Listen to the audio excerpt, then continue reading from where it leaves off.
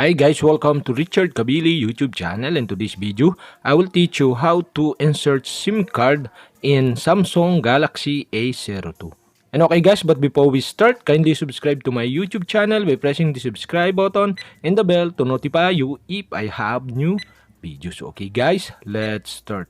So okay guys, here, okay, you can see the Samsung Galaxy A02 model. And okay guys, here, okay, and Samsung Galaxy A02, okay, on the left side, okay, you can see the hole on the left side. And okay guys, now to insert the SIM card to your Samsung Galaxy A02, okay, we need to use the ejection pin, okay.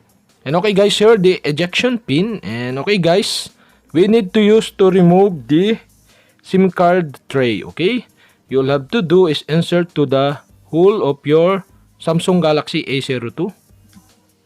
And okay guys, after that, okay, you can see the tray is eject on the Samsung Galaxy A02.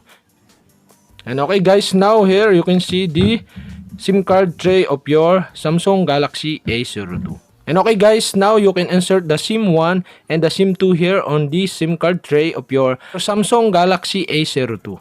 And okay guys, now we have successfully inserted the SIM card to the SIM card tray. And okay, you can use SIM is nano SIM card. And okay guys, after you put the SIM card to SIM card tray, okay, we have to back the SIM card tray to Samsung Galaxy A02. And okay guys, we have successfully inserted the SIM card to your Samsung Galaxy A02. And okay guys, that's it. And if you have a question, kindly comment below.